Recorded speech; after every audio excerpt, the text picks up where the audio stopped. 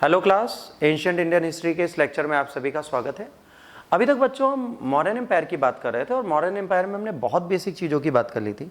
देखिए, मौर्यन एम्पायर की स्थापना के टाइम पर 3 शासकों की बात की थी। चंद्रगुप्त मौर्य जिन्होंने चाणक्य के माध्यम से साम्राज्य स्थापित किया, बिंदुसार जिन्होंने उसका प्रॉपर मैनर में विस्तार किया। उसके बाद जो अंतिम शासक बेटा आपके आए वो आए अशोक, जो इसके एक महानतम शासक माने जाते हैं। इन्होंने भी बहुत ज़्यादा काम किया और विस्तार और विकास की सारी नीतियों को अपनाते हुए इन्होंने अपनी चीज़ों को प्रॉपर मैनर में कर दिया। अब बात आती है कि सर ये राजवंश जो था ये प्रारंभ भी हो गया, चलने भी लगा, बिल्कुल चलने लगा। तो हमने आपको अशोक, बिंदुसार और चंद्रगुप्त मौर्य इनके बारे में प्रॉपर मैनर में समझा दिया था। आज हम बात करेंगे इनके एडमिनिस्ट्रेशन और इनके सोशल और अदर आर्ट एंड कल्चर के प्रोसेस में। अच्छा, इससे पहले आपको मैं बताऊं, एक चीज़ ध्यान रखिए, इस दुनिया में आईएएस बनना सच में पॉसिबल है। आप आईएएस बहुत आराम से निकाल सकते हैं। आईएएस निकालने के लिए पहले तो आपके पास खुद की फर्म बिलीफ होनी चाहिए। देखिए, दुनिया क्या कहती है कि तुम निकाल पाओगे नहीं निकाल पाओगे, उससे आपको फर्क नहीं पड़ना चाहिए। भाई, दुनिया तो ये भी कहती है तुम काबिल हो। काबिल कहाँ बन जाते हो उसके कहने से, नाकाबिल भी उसके कहने से बनोगे। अगर आपको बेटा कुछ करना है तो सिर्फ अपने मेंटोर, अपनी कोचिंग, अपने टीचर पर यकीन रखिए, आप अपना आईएएस बहुत आराम से निकाल सकते हैं। ड्रीम आईएएस ने 2 साल का programme after school education centre की ऐप के थ्रू दे रखा है। अगर आप चाहें तो हमारे कोर्स में इनरोल कर सकते हैं और अगर आप इनरोल करेंगे तो अच्छे ऑफर्स हैं, उसमें आपको दिख जाएंगे। एडमिनिस्ट्रेशन की बात अगर बच्चों हम करते हैं तो मौर्यन स्टेट जो था वो सेंट्रलाइज्ड है, ठीक है। और भाई बहुत बड़ी ब्यूरोक्रेसी रखी गई थी। जब चाणक्य की बात करेंगे तो चाणक्य ने बच्चों एक बहुत बड़ी ब्यूरोक्रेसी आपके सामने कर दी थी, उसके थ्रू ये चल रहे थे। 18 तीर्थ थे जिन्हें महामात्र बोलते हैं और 27 सुपरिंटेंडेंट अध्यक्ष थे जो इनके अंडर काम करते थे। अब इस ब्यूरोक्रेसी को चलाना और बहुत बड़ी स्टैंडिंग आर्मी को चलाने के लिए कई सारी इकोनॉमिक एक्टिविटीज़ चलाई जाती थी, बहुत सारी आर्थिक क्रियाएँ थी जिससे धन दौलत आए, पैसा आए और राज्य साम्राज्य स्ट्रांग हो पाए। नए सेटलमेंट बनाए गए थे।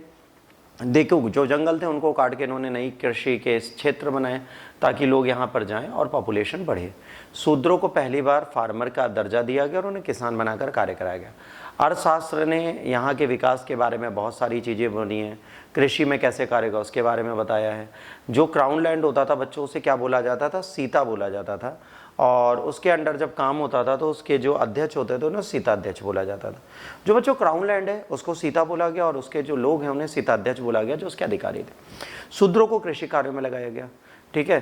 27 सुपरिंटेंडेंट, 18 तीर्थ बनाए गए।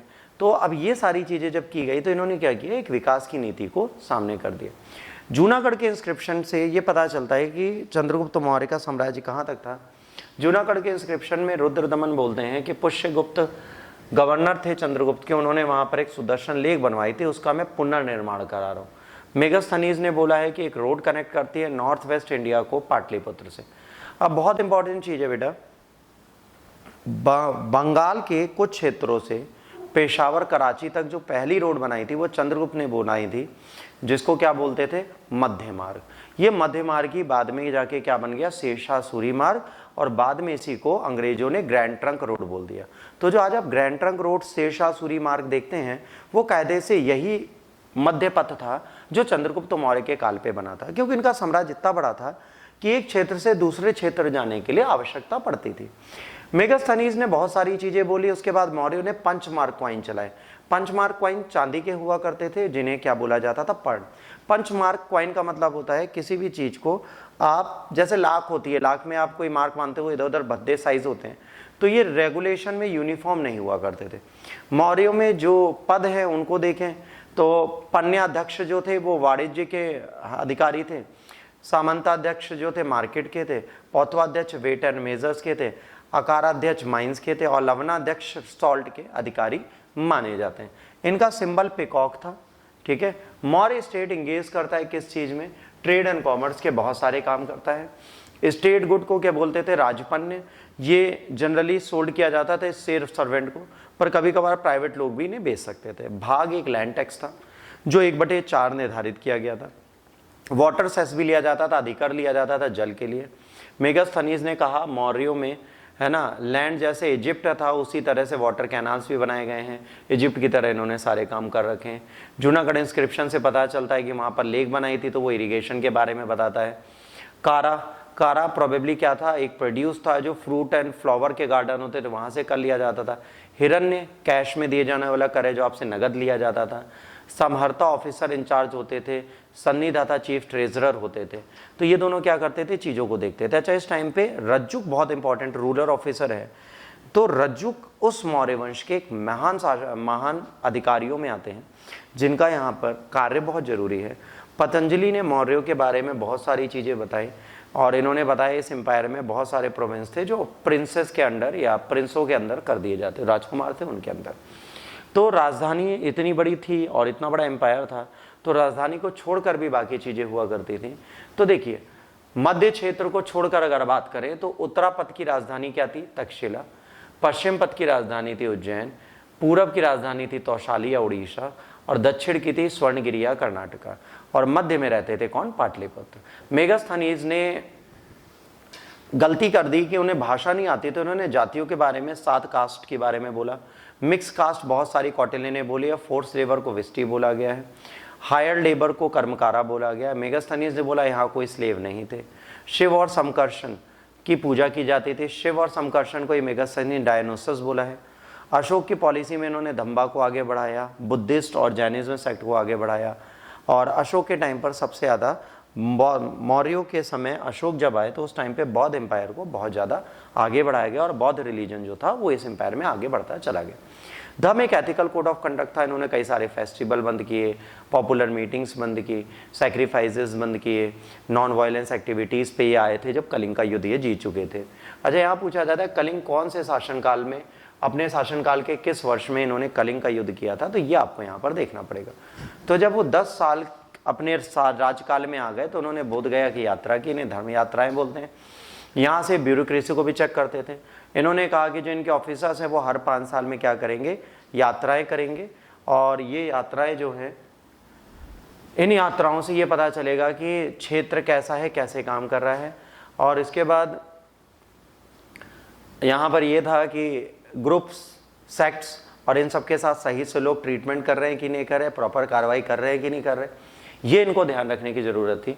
तो इन्होंने ये बोला था कि आप इस सेक्ट पे जाइए और प्रॉपर मैनर में कार्य करिए ताकि आपको सारी चीज़ें याद रहें और आप सारी चीज़ें चेक कर पाएँ। तो इन अधिकारियों को यहाँ पर नियुक्त किया गया था। माफ़ करिएगा। इसके बाद आर्ट एंड कल्चर की बात करें तो बेटा इसमें आर्ट एंड कल्चर में एक तो लकड़ी का बना हुआ पैलेस है, बहुत सुंदर सा, ठीक है। और ये लकड़ी के पैलेस में रहते थे और साथ में बहुत सारे स्तंभ हैं और पिलर हैं जो अशोक ने बनवाए थे। तो यहाँ पर जो है वो सारी चीज़ें आपको दिख जाएंगी। एक हॉल बनाया था 100 कॉलम का जो मौर्य का पैलेस था पटना में, कुम्हारा में।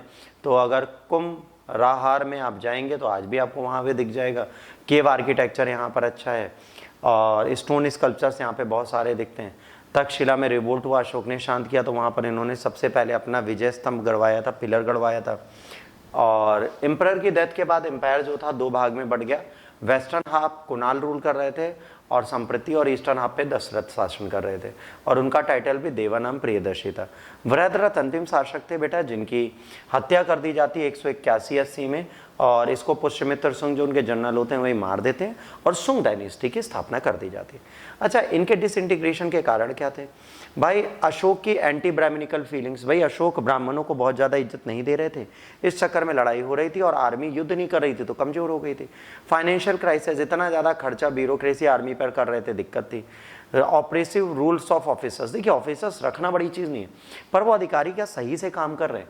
अगर वो अधिकारी सही से नहीं काम करेंगे तो आज भी देखिए मर्दनिक भारत में आप रहिए, इंस्पेक्टर पुलिस, SHO, SI, उसके साथ आप SP चले जाइए, DM चले जाइए, SDM, तो क्या प्रॉपर मैनर में फंक्शनिंग करते? नहीं करते। इसके बाद neglect north west frontier, north west frontier पे इन्होंने बिल्कुल ध्यान नहीं दिया था। यहीं पर इसका डिसइंटीग्रेशन हो जाता है। अगर बच्चों आपको लेक्चर अच्छा लगा और आपको लगता है कि आप UPSC की तैयारी हमारे साथ मिलके कर सकते हैं तो आप हमें YouTube पे जाके लाइक शेयर सब्सक्राइब दे सकते हैं, ऑल्दो आप YouTube पे बैठे होंगे। और टेलीग्राम चैनल हमारा सामने लिखा, आप इसे फॉलो कर सकते हैं। इंस्टा पे after_school_com पे जाके आप फॉलो कर सकते हैं। अधिक जानकारी के लिए आप हमारा ऐप डाउनलोड कर सकते हैं। स्क्रीन को पॉज करिए, इस QR कोड को स्कैन करिए और आप बाकायदा हमारे ऐप पे पहुंच जाएंगे। अगर आपको ये लेक्चर अच्छा लगा तो प्लीज़ लाइक शेयर सब्सक्राइब करना ना भूलिए, क्योंकि याद रखिए हम लोगों की मेहनत तभी रंग लाती है जब आप लोग साथ देते हैं। तो लोगों तक पहुंचाइए ताकि लोगों तक ज्ञान बटे। ज्ञान बांटने से बढ़ता है, कम नहीं होता। इसी नोट के साथ आज के लेक्चर को ख़त्म करते हैं। God bless you all, take care, जय हिंद, वंदे मातरम।